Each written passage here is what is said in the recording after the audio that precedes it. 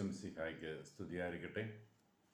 വിശുദ്ധ യോഹന്നാന്റെ സുവിശേഷം 16-ാമത്തെ അധ്യായം 5 മുതൽ 15 വരെയുള്ള തിരുവചന ഭാഗമാണ് നാം ഇന്ന് ധ്യാന വിഷയമാക്കുന്നത്. ഈശോ തൻ്റെ ശിഷ്യന്മാരോട് പറയുന്നു, ഞാൻ നിങ്ങളിൽ നിന്ന് അകന്നു പോകേണ്ട സമയമായി. ഞാൻ പോകുന്നതിനെക്കുറിച്ച് നിങ്ങൾ ദുഃഖിതരാണെന്നും ആകുലചിത്തരാണെന്നും ഒക്കെ എനിക്കറിയാം. പക്ഷെ ഞാൻ പോയാലേ പരിശുദ്ധാത്മാവ് നിങ്ങളുടെ മേൽ വരികയുള്ളൂ.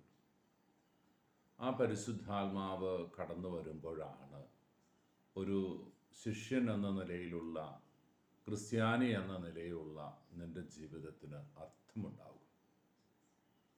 ഞാൻ പല കാര്യങ്ങളും നിങ്ങളെ പഠിപ്പിച്ചിട്ടുണ്ട്, ബോധ്യപ്പെടുത്തിയിട്ടുണ്ട്. എന്നാൽ പരിശുദ്ധാത്മാവ് കടന്നു വന്ന് പാപത്തെക്കുറിച്ചും നീതിയെക്കുറിച്ചും ന്യായവിധിയെക്കുറിച്ചും നിങ്ങളോട് പ്രസംഗിക്കും. ഈ ബോധ്യം നിങ്ങളുടെ ഹൃദയത്തിൽ നിറയുമ്പോഴാണ് ഒരു മച്വേർഡ് പേഴ്സൺ, ഒരു പക്വതയാർന്ന വ്യക്തി എന്ന നിലയിൽ നീ ക്രിസ്തുവിന് സാക്ഷിയായിട്ട് തീരുക. ഇനി അങ്ങോട്ടുള്ള നിൻ്റെ ജീവിതത്തിൻ്റെ വഴിത്താരയിൽ ഈ പരിശുദ്ധാത്മാവിൻ്റെ ശക്തി നിന്നെ ബലപ്പെടുത്തും. ആ ആത്മാവ് നിന്നിൽ അത്ഭുതങ്ങളും അടയാളങ്ങളും പ്രവർത്തിച്ചുകൊണ്ട് കൂടെ ഉണ്ടാകും. സമാന്തര സുവിശേഷത്തിൽ നമ്മൾ കാണുന്നുണ്ട്, അവിടുത്തെ സ്വർഗാരോഹണ വേളയിൽ അവിടുന്ന് പറഞ്ഞു, യുഗാന്ത്യം വരെ ഞാൻ എന്നാളും നിങ്ങളോട് കൂടെ ഉണ്ടായിരിക്കും.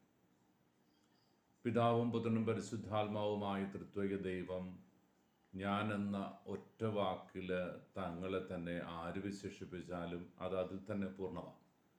അതുകൊണ്ട് തന്നെ യുഗാന്ത്യം വരെ നിങ്ങളോടുകൂടെ ഞാനുണ്ടായിരിക്കുമെന്ന് പറഞ്ഞ ഈശോ, ഞാൻ പോയിട്ട് പരിശുദ്ധാത്മാവിനെ നിങ്ങളുടെ പക്കലേക്ക് അയക്കും, ആ ആത്മാവ് നിങ്ങളെ ചൈതന്യമുള്ള മക്കളാക്കി വളർത്തും എന്ന് പറയുമ്പോൾ ഈ ത്രിത്വൈക ദൈവത്തിൻ്റെ ഒരാളുടെ നിരന്തര സാന്നിധ്യം നമ്മളോടൊത്തുണ്ട് എന്നാണല്ലോ നമ്മൾ കരുതുക.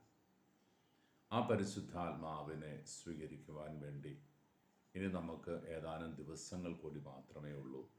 പന്തുകുസ്ത തിരുനാളിൽ ശിഷ്യന്മാരുടെ മേൽ ഇറങ്ങി വസിച്ച അതേ പരിശുദ്ധാത്മാവ് നമ്മിലും നാം സ്വീകരിച്ച കുദാശകളിലൂടെ, നാം സ്വീകരിക്കുന്ന ആത്മീയ ശുശ്രൂഷകളിലൂടെയൊക്കെ പരിശുദ്ധാത്മാവ് നമ്മുടെ അടുക്കിലേക്ക് കടന്നു വരുന്നുണ്ട്. ഈ ആത്മാവിനെ പ്രോജ്വലിപ്പിക്കുവാനുള്ള ഒരു ദിവസം നമ്മൾ ഹൃദയപരമാർത്ഥതയോടെ കാത്തിരിക്കുകയാണ്. ആ പന്തുകുസ്ത തിരുനാൾ ആഗതമാകുമ്പോൾ ആ ദിവസത്തിൻ്റെ അനുസ്മരണമാണ് പരിശുദ്ധാത്മാവിൻ്റെ ശക്തിയാൽ നമ്മൾ നിറയുന്നു എന്നത്. ആ പരിശുദ്ധാത്മാവിനെ വലിയ ബോധ്യത്തോടെ നമ്മുടെ ഹൃദയത്തിൽ വസിക്കുന്ന അതേ പരിശുദ്ധാത്മാവിനെ ഒന്ന് ഉണർത്തി ചൈതന്യമുള്ളവരാക്കി മാറ്റാനാണ് ഈ ദിവസങ്ങളിൽ നമ്മൾ പരിശ്രമിക്കേണ്ടത്. ഗലീലയ തടാകത്തിലൂടെ യേശുവും ശിഷ്യന്മാരും കടന്നു പോകുമ്പോൾ കൊടുങ്കാറ്റിൽ, പേമാരിയിൽ, കടൽക്ഷോഭത്തിൽ ഇവരുടെ വള്ളം ആഞ്ഞുലഞ്ഞപ്പോഴാണ് ഉറങ്ങുന്ന ക്രിസ്തുവിനെ അവർ കാണുന്നത്. ആ ഉറങ്ങുന്ന ക്രിസ്തുവിനെ തട്ടി ഉണർത്തിയപ്പോൾ അവരുടെ പ്രശ്നങ്ങളും അസ്വസ്ഥതകളും ആകുലതകളും ഇല്ലാതെയായി. കടൽ ശാന്തമായി, തിരമാലകൾ ശാന്തമായി, കൊടുങ്കാറ്റ് ശമിച്ചു.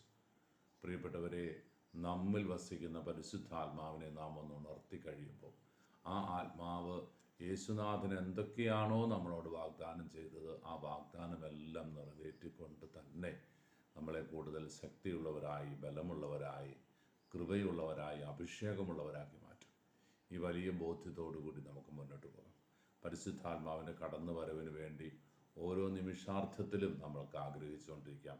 നല്ല ദൈവമേ, അങ്ങയുടെ പരിശുദ്ധാത്മാവിനെ അയച്ച് ഞങ്ങളെ ശക്തിപ്പെടുത്തണമേ എന്ന് നിരന്തരം പ്രാർത്ഥിച്ചുകൊണ്ട്, ഒരു സുഹൃത ജപം പോലെ ഈ പ്രാർത്ഥന ഈ ദിവസങ്ങൾ ഉരുവിട്ട് പ്രാർത്ഥിച്ചുകൊണ്ട് തമ്പുരാൻ്റെ അനുഗ്രഹത്തിന് വേണ്ടി, ആത്മാവിൻ്റെ കടന്നുവരവിന് വേണ്ടി നമുക്ക് ആഗ്രഹിക്കാം.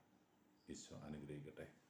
കർത്താവ് മിശിഹായുടെ കൃപയും പിതാവായ ദൈവത്തിൻ്റെ സ്നേഹവും പരിശുദ്ധാരൂപിയുടെ സഹവാസവും നാം എല്ലാവരും കൂടി ഉണ്ടായിരിക്കട്ടെ, ഇപ്പോഴും എപ്പോഴും എന്നേക്കും.